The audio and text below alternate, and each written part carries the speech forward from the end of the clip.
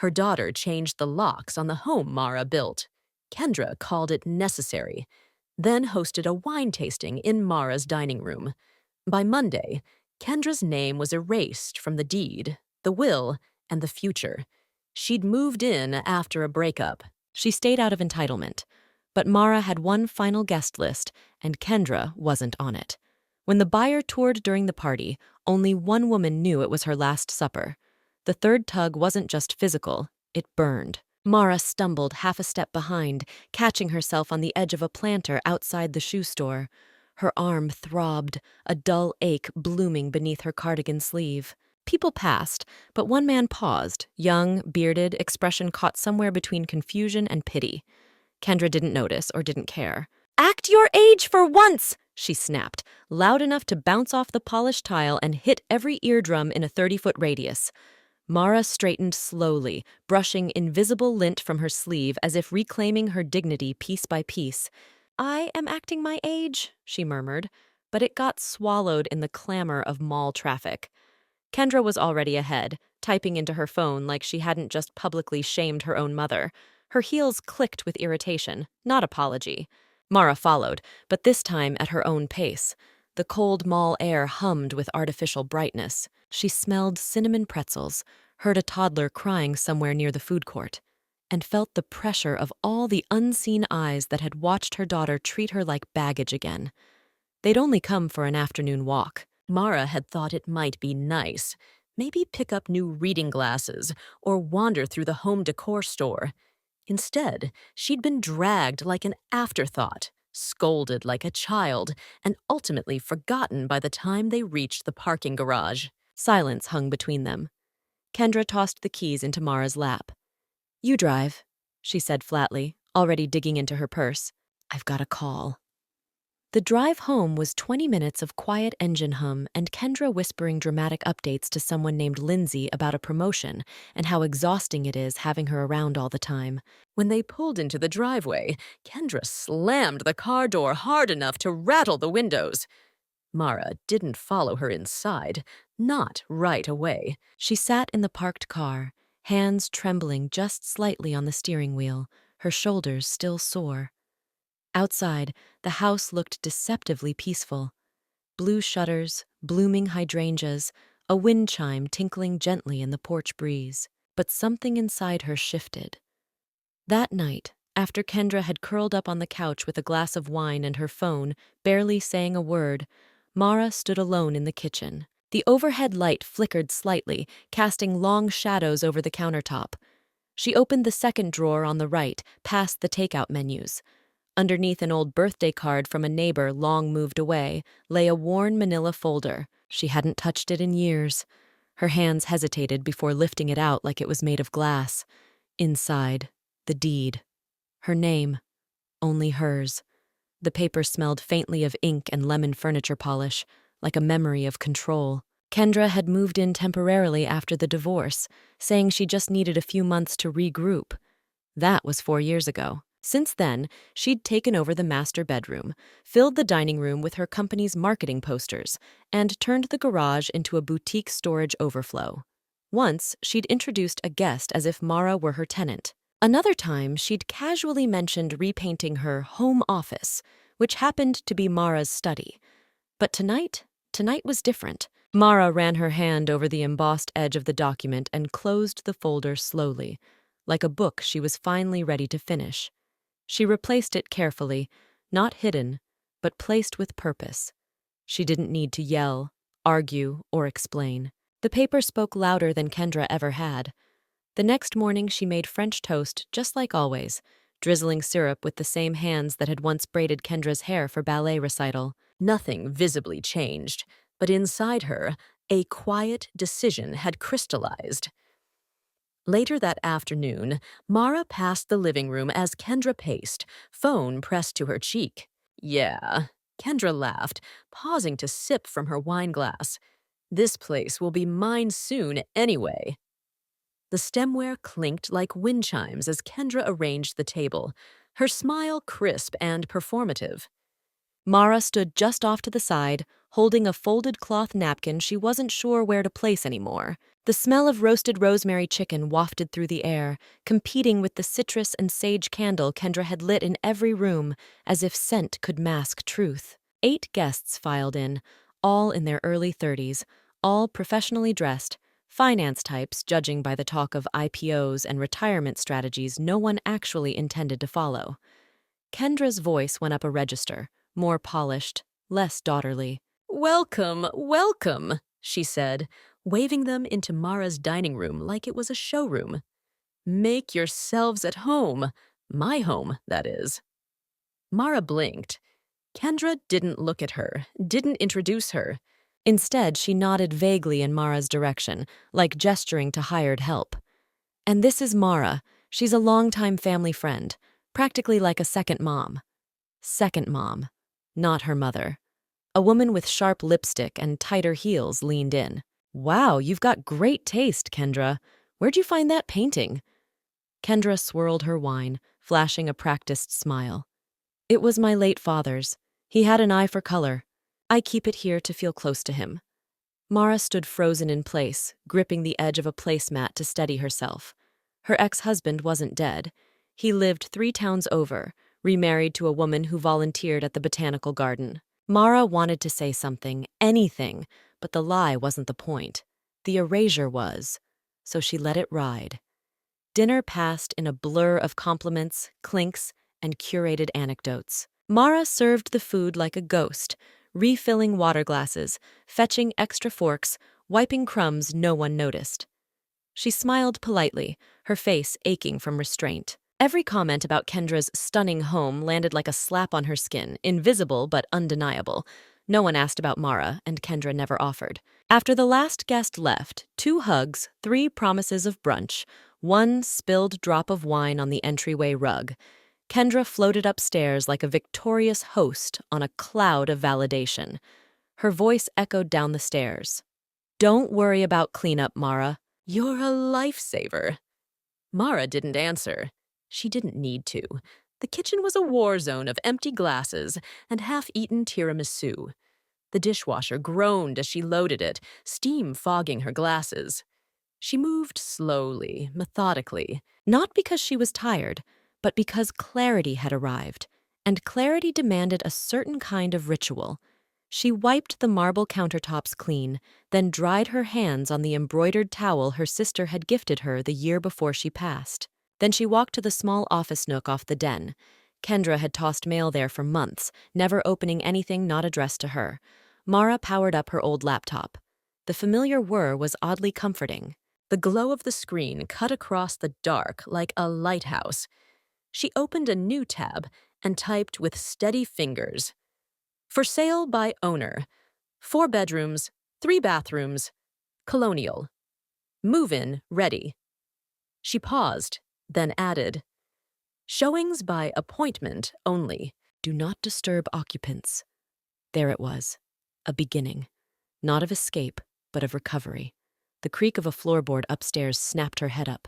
Footsteps padded down the hallway, quick, careless. Kendra's scent reached first. Lavender body spray and white wine. The screen was still open. The cursor blinked. Mara's breath hitched. Kendra's voice, casual and clueless. "Hey, have you seen my—" Mara slammed the laptop shut, spinning around with a smile far too quick to be natural. "Ta," she blurted. "Just making tea." Kendra raised a brow, but didn't question it. "Cool," she muttered, turning back upstairs. "Don't forget to turn off the lights when you're done." Next morning, Mara zipped her coat to her chin, the autumn wind biting just enough to feel personal. The sidewalk beneath her sneakers was damp from last night's drizzle, scattered with brittle leaves that crackled underfoot. She wasn't power walking. She didn't need steps on a nap. This was a walk of intent. 2 blocks down, near the edge of the subdivision, a slate blue SUV idled in front of a bungalow with a sold sign still stuck crookedly in the yard. Mara paused, then turned almost casually onto the driveway. A young woman stepped out of the vehicle, clipboard in hand, blazer pressed but boots muddy. "Lena Whitaker," she said with a warm grin. "You must be Mara Jensen." They shook hands. "I don't want signs," Mara said before the woman could launch into her pitch. "No flyers, no open houses, just private showings, quiet ones." Lena tilted her head thoughtfully. "You're the sole deed holder, correct?" Mara reached into her coat pocket and pulled out a folded photocopy, crisp, notarized. "I am. No liens. Paid off in '06. Lena gave a low whistle. "This place will move within days. Especially if it's off-market. You're in a sweet pocket of inventory drought." Mara nodded once. "I want it listed by tomorrow." And just like that, the wheels began turning. By the time she returned home, Kendra had already left for work. Her mug still half full on the counter, lipstick stain bleeding into the rim. The hallway smelled like her boyfriend's aftershave, one of those overcompensating blends. Citrus, musk, ego. He'd stayed the night again, third time this week. Mara hadn't said a word, but the creak in the ceiling when he walked barefoot to the bathroom in the middle of the night made her grind her teeth in bed. It wasn't his weight, it was the assumption. Later that afternoon, while folding a basket of towels, she noticed the hall closet door ajar. Something off-white was stuffed halfway into a black garbage bag. Mara stepped closer and pulled the item free. Her heirloom clock. The one her grandmother gave her when she turned 30. Brass corners, Roman numerals, the softest chime at the top of the hour. Once so familiar, it became background music to her entire marriage. Now stuffed between old pillows and a sweatshirt that wasn't hers. She didn't cry. She didn't even feel rage. She just wrapped it in a dish towel, tucked it into a cardboard box, and taped it shut with the same calm precision she used to wrap birthday gifts for ungrateful people. By Thursday, she'd packed 5 boxes. Books, jewelry, framed photos she hadn't looked at in years. Kendra thought she was decluttering. Minimalism was trendy now. That night, Mara pulled into the rear lot of a climate-controlled storage facility and entered the code Lena had texted her. The metal door hummed open. Her heels echoed across the concrete as she wheeled in a dolly, box stacked on box. No questions, no audience, just silence and ownership. Back at home, the dishwasher hummed and Kendra was upstairs, laughing on FaceTime. Mara passed the living room, eyeing a small patch of wall where her wedding portrait used to hang. Kendra had replaced it with a generic live, laugh, love print. The irony didn't escape her. Friday morning, Lena's name popped up on her phone with a short, polite buzz. "Lena, first serious buyer wants a walkthrough Sunday at 1. Does that work?" Mara's finger hovered over the reply button. When Kendra breezed into the kitchen in a silk robe, "Don't make plans Sunday," she chirped. "I'm hosting that wine tasting. Braden's friend from corporate is coming, and I need you out of the way." Mara typed back, "Sunday at 1 is perfect." Then set her phone down, poured her coffee, and smiled into the mug. Mara lit the last candle on the mantel with deliberate calm, even as laughter spilled in from the driveway. Tires crunched over gravel. Car doors slammed. Kendra's voice rang out, crisp and performative. "Just wait till you see the wine spread. I curated it myself." Curated? Mara adjusted the throw pillows one final time and turned toward the front door. She didn't answer it. That wasn't her role today. Not in Kendra's script. She moved silently to the hallway, where Lena stood in a pressed black coat, clipboard in hand, flanked by a clean-cut man in tortoiseshell glasses and an oversized Patagonia vest. "Hi, Mrs. Jensen," Lena whispered, eyes scanning the echoing sounds of high heels and laughter from the kitchen. "This is Derek. He's an all-cash buyer. Prefers to see it as is, no staging." Perfect. Kendra's wine event had already begun to bloom in the living room. A long oak table glittered with rows of glass bottles, tasting cards and cheese platters so meticulously arranged they looked torn from a magazine spread. A Bluetooth speaker pulsed jazz piano softly beneath the chatter. Mara smiled and waved Lena and Derek inside. They stepped in like tourists, shoes brushing over the edge of the welcome mat Kendra had bought last fall. This house runs on love and Merlot. The irony was thicker than the candle wax on the dining table. Halfway through the hallway tour, Derek paused beside the stairs. "Is the measuring tape on the banister yours?" Lena recovered smoothly. "Just part of our notes for square footage verification." But guests noticed. A woman in red lipstick leaned toward Kendra, pointing. "Is someone remodeling, or is this on the market?" Kendra's laugh was brittle. No, this is my house. Just a design refresh. Vintage farmhouse vibe. Mara led Derek toward the formal dining room, deliberately slow. The tension followed like perfume, too strong to ignore, too polite to mention. Kendra's eyes narrowed as she poured another glass of Pinot Noir. As Lena detailed ceiling height and original crown molding, Mara caught a muffled shriek of laughter from the living room. The contrast was intoxicating. Then footsteps, fast, irritated. Kendra appeared in the kitchen archway like a storm cloud in heels. "What the hell are you doing?" she hissed under her breath, yanking Mara aside just enough to bruise intention, not skin. Her smile didn't reach her eyes. Mara blinked calmly. "Hosting?" she said. "Like you taught me." Kendra's face twitched, but she swallowed it with a tight smile and returned to her guests. In the hallway, Derek ran his fingers along the fireplace mantel. "This layout," he said, nodding appreciatively. "It's rare. Clean. Updated but not stripped of soul." He glanced at Mara. "Feels like it's been lived in with love, not just flipped." Mara smiled gently. "It has." By 1:45, the wine glasses clinked a little louder. The hallway fell quiet again, and Derek shook Lena's hand. "I'll submit a full-price offer before 5. I won't play games. I want this one." He turned to Mara. "It feels intentional, like it belongs to someone who knew when to stay and when to go." Mara held his gaze. "Exactly right."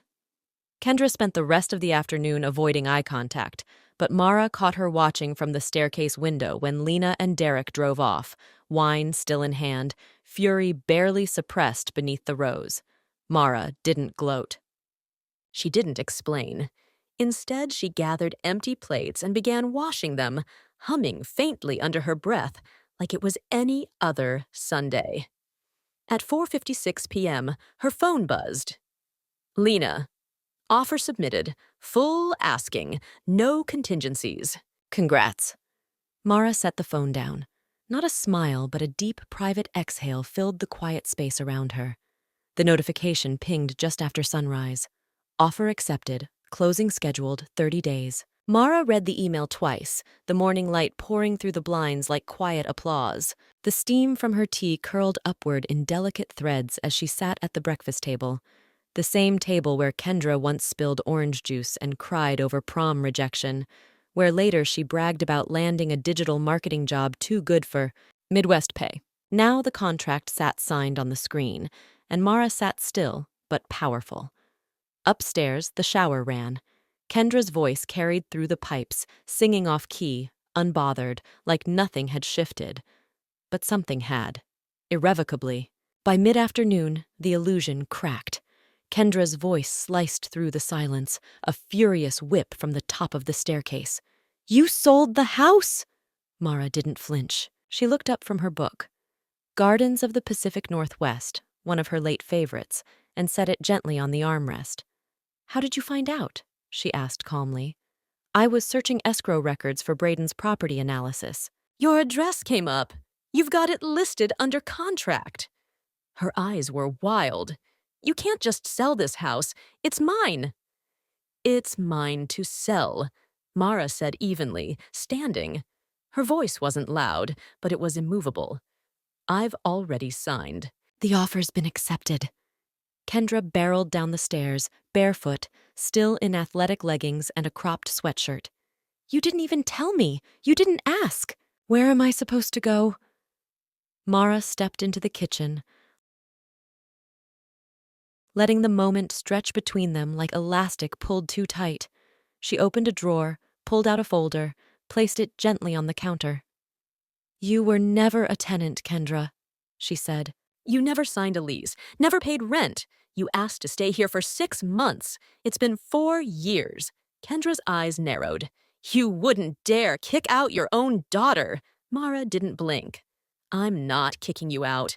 "I'm selling my home." Kendra crossed her arms. "I've lived here. I've made improvements. That wall art, that patio furniture. I invested in this place." "And I paid the property taxes," Mara replied. "Every year. Alone." Kendra's lips curled. I'll call a lawyer. Emotional equity is a thing. You can't just erase me from everything. Mara opened the folder, removed a fresh, notarized copy of the deed, slid it across the granite countertop like a chess move she'd planned for years. Funny thing about legal documents, she said. They're immune to delusion. Kendra stared at the paper. Her name was nowhere. Mara didn't gloat, but she didn't soften either. I built this house with your father, when we still believed in forever, she said. I painted the trim with my own hands. I picked every cabinet knob. You've been playing homeowner, but the title never changed hands. Silence. Thick. Punctuated only by the hum of the fridge. Kendra opened her mouth, then closed it. For the first time in years, she looked small. I thought I had more time, she said finally, voice shaky. You've had years, Mara said. And not 1 month of rent. The seconds ticked. A full minute passed. Then Mara walked toward the staircase and picked up the car keys from the bowl. I suggest you start packing. Kendra didn't follow, just stood frozen, fingers trembling against the countertop. At the doorway, Mara paused, looked over her shoulder, and Kendra, her daughter, looked up, red blotching across her cheeks. Mara's voice cut clean and low. Act your age and move. The echo still lingered, wood against frame, that sharp crack of finality. Mara had stood at the bottom of the staircase when Kendra did it, arms crossed, the night air bleeding in through the half-closed front door. No apology, no glance back, just fury and motion. She let the silence settle like dust. By 8 a.m., the locksmiths arrived, 2 of them, young and efficient. Their truck hummed in the driveway, while the garage door rose with a smooth, mechanical sigh. Mara greeted them in a soft gray cardigan and her walking shoes. Code access only, she said simply, handing over the printed order. The younger one raised an eyebrow. Bad breakup? Mara didn't answer. She just held the front door open and gestured them inside. They replaced the deadbolts first, matte black digitals with silent motors and smartphone sync. Then the keypad on the garage entry, followed by a discreet security camera tucked beneath the porch awning. The sound of drills and the faint scent of scorched metal filled the morning air, mixing with the smell of wet pine and early dew. Every click of a screw tightened something inside her. By noon, it was done. From her phone, Mara tapped into the new security app. A small window popped up, a live feed of the porch, her garage, even the side path by the garden. Crisp, clean video. No blind spots, no more guesswork. She took her tea out back and watched the wind flirt with the oak leaves. Her house, hers, felt quieter, more deliberate. Even the creaks in the floorboards upstairs seemed to have softened. At 9:41 that night, motion activated the camera. Kendra's headlights flooded the front walk. Her heels clacked up the steps with practiced confidence. She jiggled the handle once, twice, nothing. She rang the doorbell.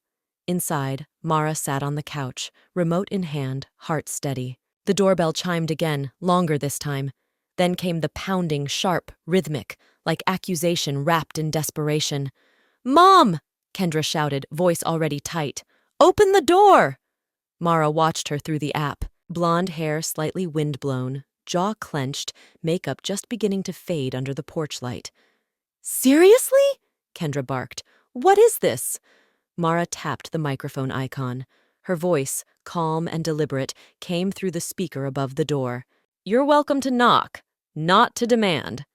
Kendra froze. She looked up at the camera like she could claw it down. "You changed the locks on me. You locked me out of my own—" "It was never yours," Mara interrupted. "And you're not locked out. You're outside. That's different." Silence, then venom. "This is elder abuse. You're not in your right mind. This is illegal. I'm calling someone." "Please do," Mara said, and ended the transmission. Kendra stood there another 5 minutes. She called someone, judging by the way her mouth moved and her arms flailed. But no one came.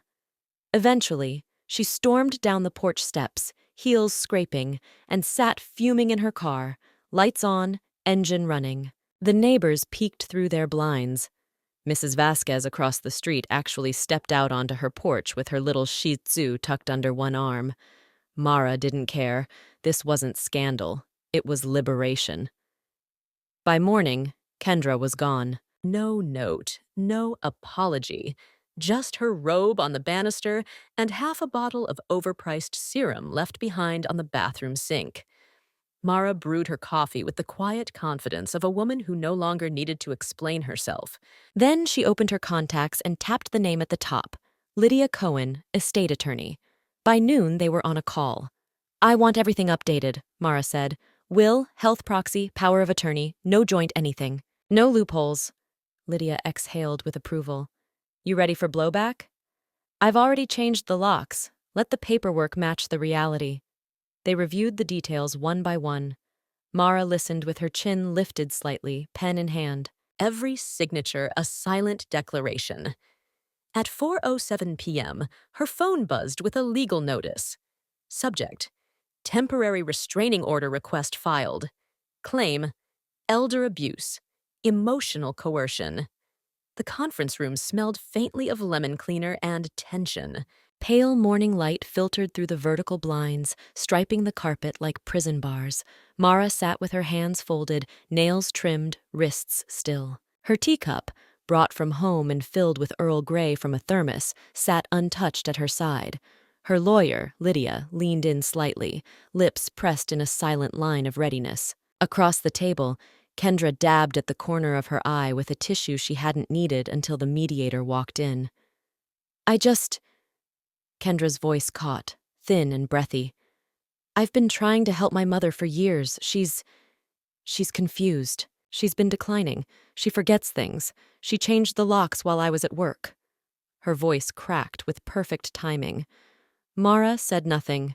The mediator, a sharp-eyed woman in a steel-gray dress, scribbled something on her legal pad. Kendra sniffled again, glancing over at Lydia. "I'm not doing this for money. I'm doing this because I love her. But she's being taken advantage of, manipulated." "By whom?" Lydia asked, her voice smooth and surgical. "She lives alone." Kendra blinked. Mara took a slow sip of tea. "Finally, would you like to see evidence?" Lydia asked. The mediator nodded once.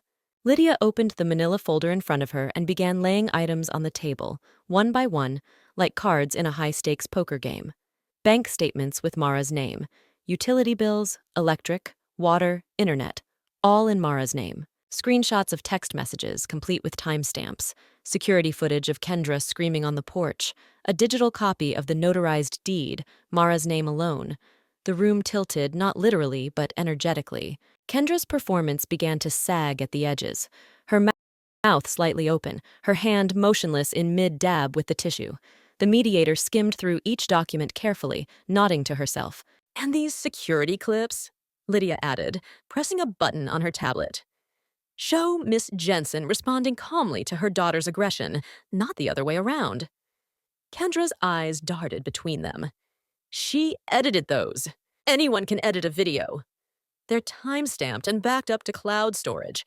Chain of custody is intact." Lydia replied flatly. The mediator set her pen down. "I've heard enough." Kendra straightened, like she was about to defend herself again, but the mediator raised a hand. "Your claims don't meet the legal threshold for abuse or manipulation. They're based on entitlement, not evidence. You do not own the home. You do not pay rent. You are not on any legal document associated with the property. This appears to be a conflict of boundaries, not coercion." Silence hit the room like a gavel. Kendra blinked twice. Her jaw flexed, but no words came. The mediator looked to Mara. "Would you like to request a no-contact condition?" Mara tilted her head gently, like she was considering a recipe she'd made 1,000 times. "Yes, for now." "Granted," the mediator said. 30 days. If she violates it, call the police." Kendra pushed her chair back sharply, the legs scraping the floor like an afterthought tantrum. "I can't believe this," she hissed. "You will," Mara said softly, not looking up. By the time they exited the building, the sky had opened slightly, gray and humid, like weather trying to decide what it wanted. Mara walked slowly, the weight in her chest replaced with a quiet kind of clarity. No euphoria, just peace. Back home, Lydia joined her at the kitchen table. Mara poured 2 cups of tea, one with a splash of honey. "The irrevocable trust is finalized," Lydia said. "The equity's locked. No contest clause is active. Even if she tries to challenge the sale, she gets nothing." Mara lifted her cup. "She wanted the house," she said with a quiet smile. "Now she can't even visit it." They toasted gently, cups clinked. Later that evening, Mara logged into her email to check for a shipping update on a new wool throw she'd ordered. But instead, she saw the subject line glowing at the top of her inbox. Rec closing scheduled. Funds initiated. Mara opened the message, only to see a flagged alert. Buyer requested urgent phone call. Potential issue with disbursement. Mara stood in the middle of the living room, surrounded by nothing but echoes. The hardwood floor stretched bare beneath her feet, freshly cleaned but still bearing the faint indentations of furniture long since hauled away. Dusty outlines marked where the bookcase had stood, where the corner armchair had leaned for years beneath a lamp that burned soft into too many late nights. Outside, the moving van hissed and clicked. Men in gloves maneuvered boxes down the ramp, shouting directions that bounced off the brick walls like distant thunder. Inside, Mara moved in silence. She passed the staircase slowly, brushing her fingertips along the banister as if reading Braille from her past. At the top of the landing, just before the hallway turned, hung a single frame, the only thing left on the walls. It was a photo. Kendra, age 10, beaming through missing front teeth, a chocolate smudge on her cheek, proudly holding a science fair ribbon upside down. Mara remembered the day they'd eaten hot dogs in the car and laughed so hard she nearly missed the turn into the driveway. She reached up and took it down with steady hands. No tears, no ache, just closure. She slid it into the top of her handbag without ceremony and headed downstairs. Her keys, now obsolete, sat on the empty kitchen island next to a stack of labeled boxes bound for the storage unit. One of the movers gave her a nod as he returned for the last crate. "You sure you don't need help carrying anything else, ma'am?" She smiled faintly. "No, I've carried enough for a lifetime." The front door creaked on its hinges one final time, a sound she had once found comforting, now felt like a chapter creaking closed. A black SUV waited at the curb. The buyer's assistant stepped out crisply in a blazer and flats, holding a slim leather folder and a manila envelope. "Everything's in here," she said, passing it to Mara with both hands. "Certified check, transfer confirmation, and closing disclosures." Mara accepted it without flinching. "Smooth process," she said. "Very smooth. Your agent said you handled the sale like a pro." Mara turned back toward the porch one last time. The hydrangeas still bloomed at the base of the steps. The wind chime above the awning gave one soft tinkle, as if saying goodbye. She walked to the car.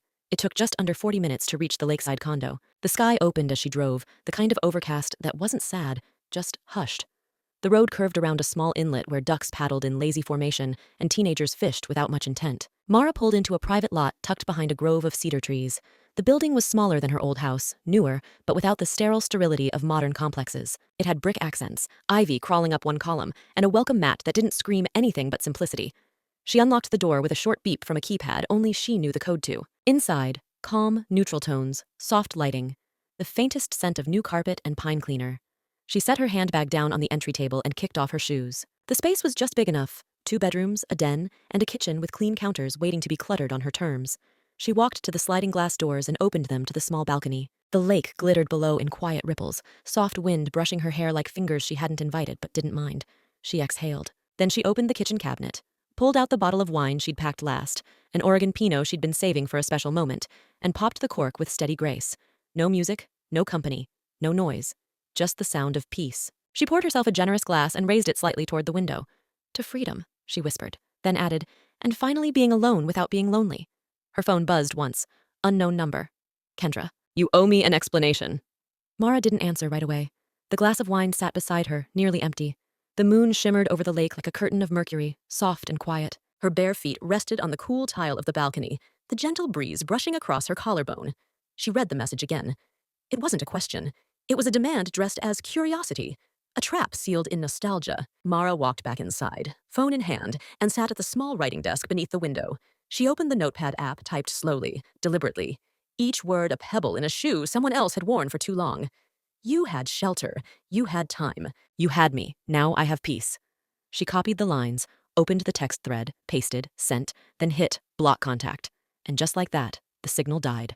Not in anger, in relief. Her reflection in the dark screen showed a woman not wounded, but awake. Later that week, Mara stood in the community center lobby, eyeing the corkboard of flyers with half interest.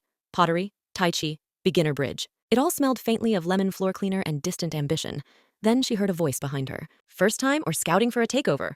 She turned to find a woman with shoulder-length gray curls, dark denim, and unapologetically red lipstick. Maybe late 60s. Maybe timeless. "First time," Mara said. "Not counting high school dances." The woman extended a hand. "Rachel, Unit 2B." Mara, I'm in 5C. Rachel nodded like she'd just been passed a confidential file. Well, 5C. I hope you like cinnamon rolls and blunt honesty over coffee. The next morning, they talked about daughters, about disappointments, about the strange peace of mornings where no one expected anything from you except presents. Mara told the story, briefly, then in full. Rachel didn't blink, just sipped and said, "You're a legend." Mara laughed unexpectedly. "I'm tired of being brave. I'd settle for being boring." "Sorry." Rachel shrugged. Legend status is permanent. 2 weeks later, a new flyer appeared on the corkboard. Workshop series, Know Your Worth, Own Your Home, led by Mara Jensen and Rachel Bishop. Empowerment for women 60 plus. No legal ease, no guilt, just strategy. Mara ran her fingers over the corner of the page as they hung it up. "You think anyone will come?" Rachel smiled. "They'll come for the knowledge. They'll stay for the stories." Mara's new ID arrived in the mail one bright Tuesday. She sliced the envelope open with a butter knife and pulled out the card. Same photo, same lines on her face, same eyes, but a new address. One no one else had memorized, one no one had borrowed. It felt complete. She drove to the credit union that afternoon and sat across from a teller named Marcus, who typed like he was solving a crime. "Would you like to add a cosigner to the trust account?" Mara didn't hesitate. "No joint access. No beneficiaries under 50. Marcus blinked. "You got it." She walked out with a fresh checkbook in one hand and a new folder labeled The Jensen Trust in the other. Outside, a wind picked up over the lake, cool, confident, like it knew something no one had dared speak aloud. That evening, she returned home to a small stack of mail tucked neatly in her doorframe. Most of it was dull flyers, coupons, a utility bill, but one envelope stood out. No name, no return address, no handwriting, just cream cardstock, heavy and expensive. Her name was printed on a sticker label, slightly off-center. She opened it on the balcony. Inside, a wedding invitation. Kendra's wedding. The location was a vineyard 2 states away. The design was gold leaf and pale blush roses. The RSVP card was tucked inside with a generic line. "We hope you can join us on this special day." No handwritten note, no phone call, no apology, just postage. Mara ran her finger along the embossed initials, K and B. The RSVP card sat on Mara's desk for 2 full days, unopened except for the one moment she flipped it over and read the soft pencil scroll, "Please don't ruin this." It wasn't an invitation, it was a warning. A veiled plea from a daughter who wanted silence, not reconciliation. Mara didn't cry. She didn't fume. She just pressed the card between 2 hardcover books, flattening it like something delicate and poisonous, and pulled open the top drawer of her file cabinet. From a blue leather folder, she removed 2 items, her updated will and the notarized affidavit attached to it. The ink had barely dried. She slid the papers into a crisp manila envelope. Then, on a fresh note card, wrote in slow, deliberate script, "You removed me emotionally. I followed legally. Congratulations." No flourish. No guilt. She slipped the card inside, then sealed the envelope shut with a firm line of her palm. At the post office, she paid extra for certified delivery. Signature required. The clerk asked, "Need a return receipt?" "No," Mara said, "just proof it arrived." She didn't check her phone for 2 days. Not once. Not out of avoidance, but out of discipline, out of strength. When she finally turned it back on, the texts hit like a minor flood. "Unknown number. How could you send that?" "Unknown number. Brayden's parents are furious." "Unknown number. This is not the time to make a scene." And then one from a name she hadn't seen in years. Cheryl Hastings. "Kendra's Facebook is blowing up. Someone leaked the letter. I always thought she was selfish, but this." Mara scrolled. The posts were public, or had been, until the comments turned. Screenshots spread fast. One showed a photo of the wedding invite paired with the phrase, "Imagine erasing your mom, then expecting her to clap for you." Another, "This is what entitlement looks like. Apple cider toast to Mara, whoever she is." A third, just 4 lines. Quoted word for word from Mara's message. "You had shelter, you had time, you had me, now I have peace." Below it, 1.2K likes and a growing comment section full of strangers saying things like, "Where's her TED Talk?" and "Legend behavior." Mara didn't react. She didn't even smile. Not quite. She just set the phone face down, walked into the kitchen, and called Rachel. That night they dined at a quiet bistro by the water. Dim lighting, soft piano, cloth napkins folded like swans. No fanfare. Rachel raised her glass of chilled apple cider. "To peace," she said. Mara clinked hers gently. "And proper paperwork." They laughed, soft and unapologetic. Between bites of grilled salmon and roasted asparagus, Rachel asked, "Do you regret it?" Mara shook her head. "I regret waiting so long." Rachel leaned in. "You know, I had a daughter like that once. I was softer back then, softer than you, and it cost me everything." "What changed?"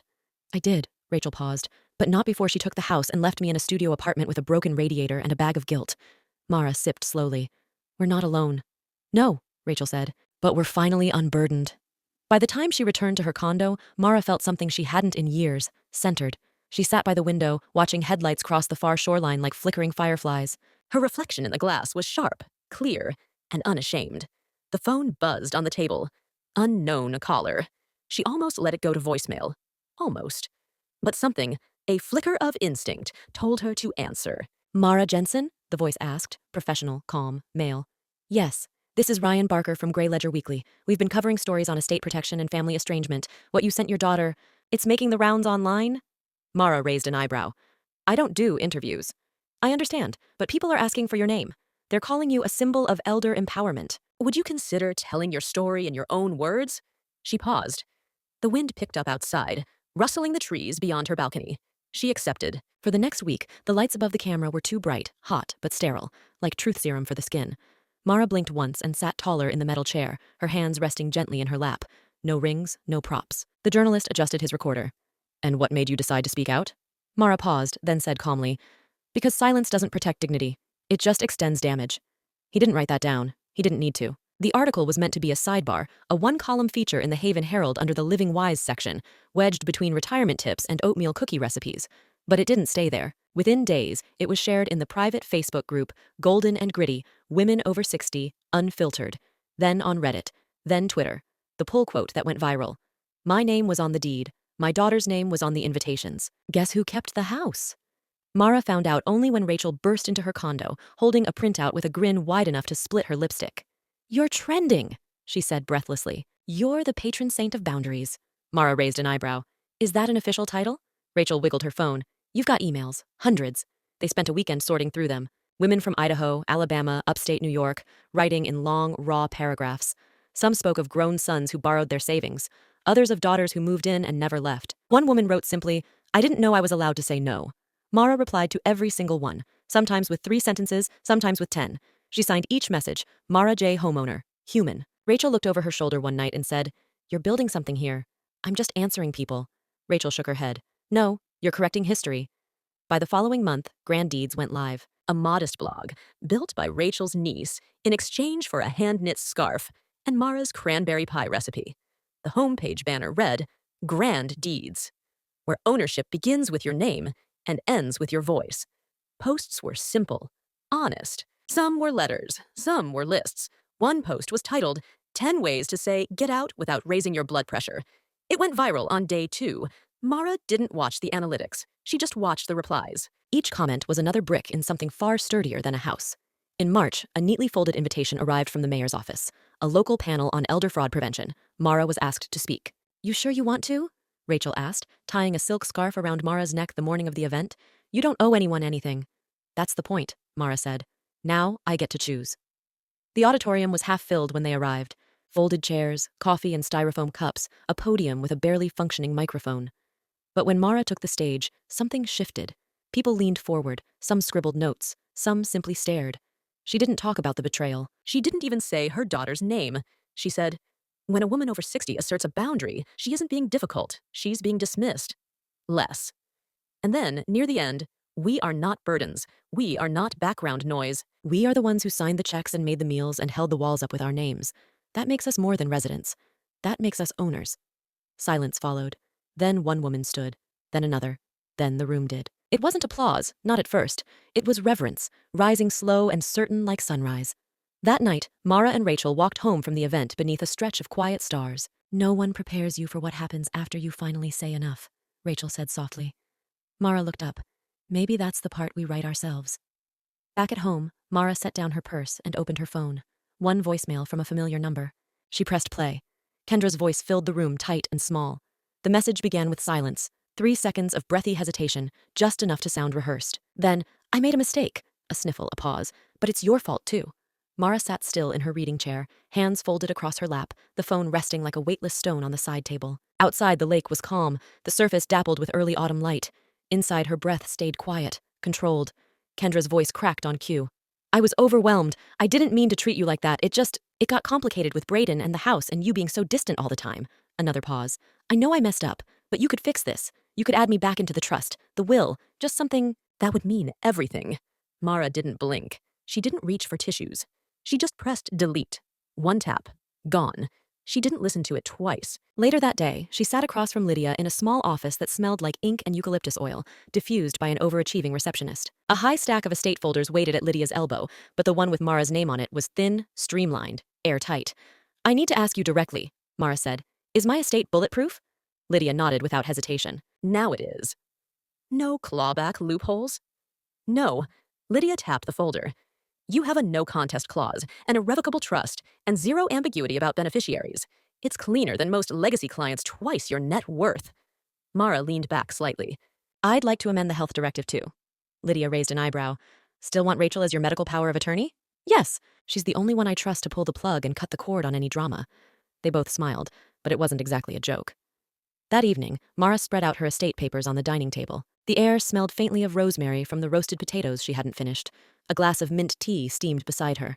Pen in hand, line by line, she reviewed the trust documents. Kendra's name had once been everywhere, in will drafts, emergency contacts, even the funeral preference notes.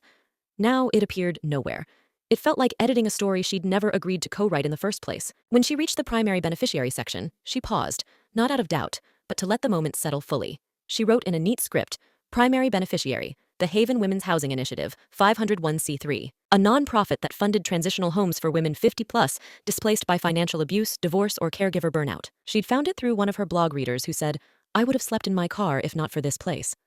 Mara circled the name once, then signed.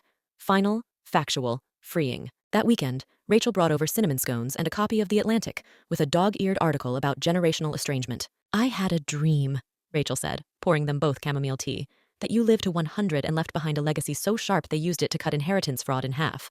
Mara laughed softly. "If I make it to 100, I expect a custom headstone with laser engraving." Rachel raised her cup. "I'll crowdsource it." On Monday, Mara opened her mailbox and found a plain white envelope. No stamp. Hand-delivered, most likely slipped under the building's mail slot overnight. No return name, no address. Just her name in careful cursive, Mrs. Mara Jensen.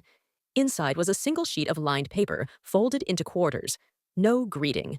Just the words, "Thank you for showing the rest of us it's okay to choose ourselves, someone who needed to see it." Mara stared at it for a long while. It wasn't Kendra's handwriting. She knew that instantly. It was smaller, more tentative, like someone had written it in the dark, hands shaking. She folded it again, slower this time. The first thank you she hadn't questioned in years. The email subject line was unassuming. Grand opening invitation. Haven Women's Housing, East Side location. But the line beneath it stopped Mara's breath for a full 2 seconds. "You're listed as an honored namesake." She clicked it open with steady hands, though her fingers tingled at the edges. The first thing she saw was the banner photo.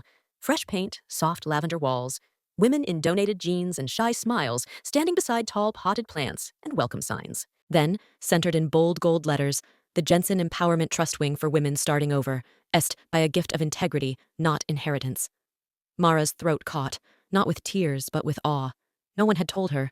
She hadn't asked them to. Attached to the email was a simple PDF, floor plans, donation breakdown, and a quote highlighted in gray.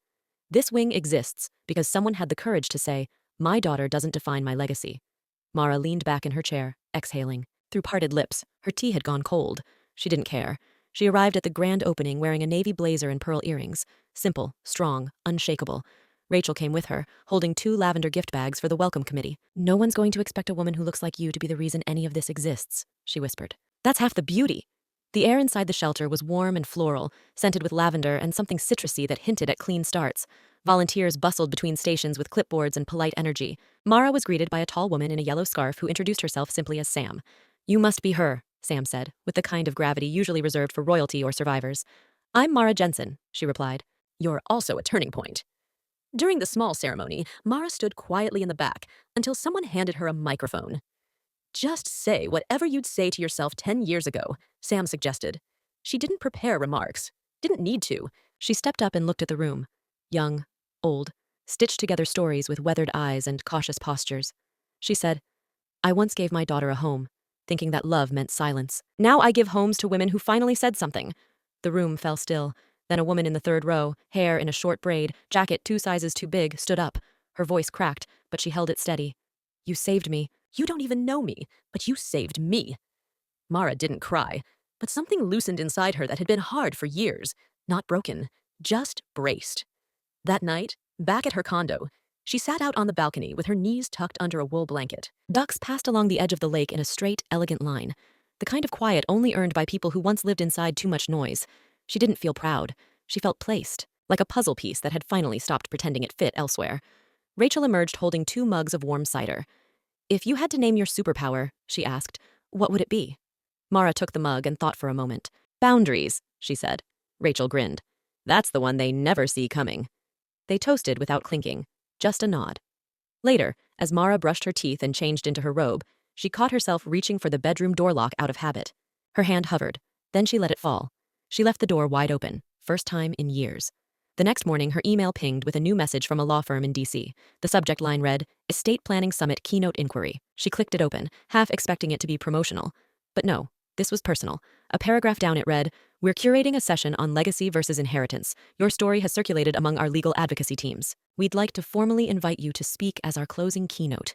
Her name on a national stage, not because she was someone's mother, but because she'd chosen herself. The ballroom lights dimmed, and a hush fell across the sea of folding chairs and blinking tablets. The kind of quiet that anticipates truth, not entertainment. On stage, beneath a clean white banner that read, "Legacy Not Leverage, Reframing Inheritance," Mara adjusted the lapel of her blazer and stepped up to the mic. She didn't bring notes. She didn't need them. Behind her on the giant screen, a simple quote filled the space. "I gave her a home. She gave me a warning. I gave myself the rest of the story." Mara looked out over the audience. Row after row of faces. Some professionally unreadable, others already teary. Attorneys, estate planners, financial advisors, adult children, and estranged parents, all sharing the same air. "When I sold my house," she began, "I sold the illusion that being needed is the same as being respected." The silence deepened. A few pens froze mid-scribble. "I gave and gave and gave until my name on the deed meant less than a voice on a guest list." She paused, letting the weight settle. "They called it elder isolation. I called it freedom. Because once you've been erased inside your own walls, silence becomes your last act of ownership, until you speak." One soft sob emerged from the 5th row. Mara's voice didn't waver. "You don't need a courtroom to reclaim your voice. You need a signature, a spine, and a sense of your own worth that doesn't require permission." The ovation started slow, one woman standing, then another, then an entire block of attendees on their feet. The applause wasn't just loud, it was reverent. Not for the house she let go of, but for the story she refused to. Afterward, she sat behind a folding table as a line formed, longer than she expected, deeper than she could have imagined. A woman in a navy-wrapped sweater stepped forward with trembling hands. "I left after 27 years, told no one, just disappeared. But hearing you today," her voice cracked, "you reminded me I'm not a ghost." Mara took her hands. "You never were." Another woman brought a copy of Grand Deeds, printed off and spiral-bound like a memoir. "I read this every time I start doubting my decision." By the 3rd hug, Mara stopped pretending she wasn't crying. Rachel stood just off to the side, arms crossed, eyes shining. "You know you're famous now, right?" Mara laughed. Infamous at best. The conference organizers paid for everything. First-class flights, car service, hotel with real linen sheets and robes thick enough to mistake for armor. On the flight back, Mara reclined her seat as Rachel sipped sparkling water beside her. The hum of the engines filled the quiet between them like a lullaby. Mara turned toward the window, watching clouds scroll beneath them like slow-moving poetry. "A clean slate," she said quietly, "weighs less than a cluttered past." Rachel smiled without turning. "You didn't just sell the house, Mara. You bought yourself back." Mara closed her eyes. For the first time in what felt like decades, the altitude didn't make her feel small.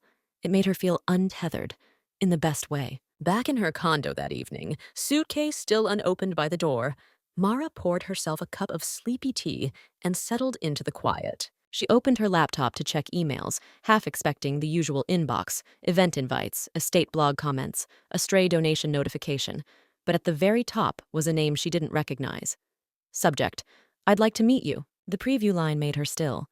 "Hi, my name's Elle. I think I'm your granddaughter. I'm 17 and I don't want money. I just want to understand who you are before I turn out like her." Mara's hand hovered over the trackpad, heart suddenly louder than the ticking clock across the room. Mara sat on a weathered park bench beneath a canopy of old sycamores, the early evening breeze curling around her ankles like a cat that knew her name. The lake shimmered in the distance, dusky pinks bleeding into deeper blues. Birds were quiet now, but the cicadas had begun their slow, creaking chorus. She checked her watch. 5 minutes to 6. Then she saw her. A girl. No, a young woman, walking alone down the gravel path. shoulders slightly hunched, a hoodie tied around her waist, earbuds dangling from her neck like she wasn't sure if she should be listening or not. Her gait wasn't rushed, but it wasn't casual either. It was cautious, intentionally human. She looked like Kendra, but she didn't move like her. Ella stopped a few feet away. "Are you Mara?" Mara stood slowly, giving the girl time to see her. "I am." Ella nodded. "I wasn't sure if you'd actually come." "I wasn't either," Mara said truthfully, "but I'm here." They sat down on opposite ends of the bench, angled slightly toward the lake. The silence between them wasn't uncomfortable. It was permission. "I don't want anything," Elle said after a while, her voice tight with nerves. "I'm not here for money. I'm not trying to undo anything." Mara turned toward her gently. "I wouldn't have come if I thought you were—" Ella dug her hands into her jacket pockets. "She doesn't know I reached out. I assumed she talks about you like you vanished, like you abandoned her." Mara didn't flinch. "Did she mention why?" Ella shook her head. "Not really.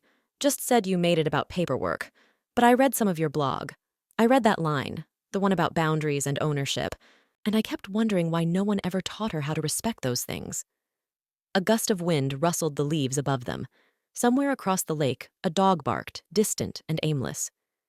"She taught me how to be loud," Elle said softly. "You're teaching me how to listen." Mara felt the words ripple through her ribcage, like the second wave of grief, softer but more complete. She reached into her purse and pulled out a small sealed envelope. Not thick, not flashy, but precise. On the front in ink it read, "L, to be opened when you've decided what legacy means." Ella stared at it. "What is it?" "A blueprint," Mara said. "My trust guidebook, updated, annotated, real language, no lawyer fog. The kind of document I wish someone had handed me when I was your age." Ella's hands trembled slightly as she took it. "Is this for me?" "Only if you earn the right to keep it." The girl blinked. Not insulted, just absorbing. "I don't want to end up like her," Ella whispered, "but I don't know how to be anything else yet." Mara looked out at the water, the ducks gliding past in a crooked line, graceful in their imperfection. "You've already started," she said. They sat there until the sun slipped behind the tree line and the sky bruised violet. No need for more words, not yet. As they stood to part, Elle paused. "Can I write to you?" Mara smiled. "Please do, but write like it matters." Ella nodded. "Always." They walked in different directions, one to the east side of the park, one toward the parking lot. Mara didn't look back. She didn't need to. She felt the moment land in her chest like the final period of a long, necessary story. This wasn't inheritance. This was instruction. This wasn't repair. It was prevention. This time, she wasn't passing down furniture or funds. She was passing down clarity. She was passing down choice. She was passing down voice. "She yanked me in public. I let go in peace."